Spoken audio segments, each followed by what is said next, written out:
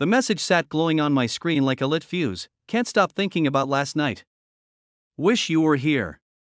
My stomach dropped so hard I thought I might pass out, because the name above the chat wasn't my girlfriend, or a friend, or anyone safe.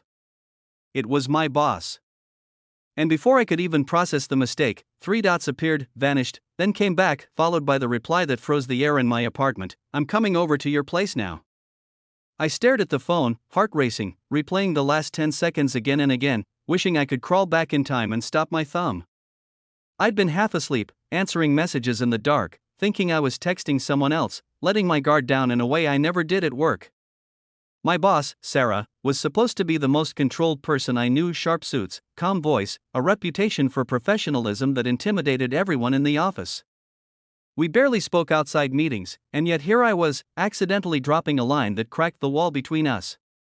I typed and erased apologies so many times my fingers hurt, but before I could send anything, another message came through: relax.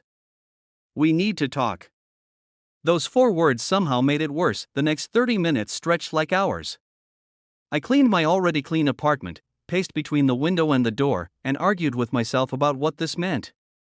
Was I about to be fired? Was she angry? Curious? Or had I misunderstood her all along? I realized how much space she already occupied in my thoughts, how I admired her leadership, the way she listened, the way she quietly defended her team when no one was watching. I'd always told myself it was just respect. Now I wasn't so sure. When the knock finally came, it felt like the end of one life and the beginning of another. She stood there without the armor of the office, no blazer, no heels, just a simple jacket and tired eyes that softened when she saw me. The silence between us was thick, heavy with everything unsaid. I rushed out an apology, words tumbling over each other, admitting the mistake, promising it would never happen again. She listened, arms crossed, then surprised me by smiling, not a teasing smile, but a nervous one. She admitted she'd read the message 3 times before deciding to come over, not as a boss, but as a person who'd been lonely longer than she wanted to admit. We sat on opposite ends of the couch, talking carefully, honestly, about boundaries, about the risks, about how easily power can blur feelings. It was awkward and real and nothing like the dramatic scenes I'd imagined. As the night went on, the tension shifted into something gentler.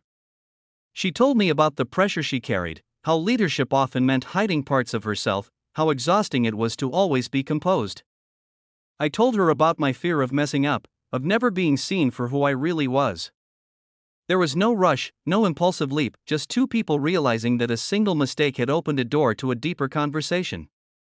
When she finally stood to leave, she thanked me for being honest and said we'd take things slow, responsibly, or not at all.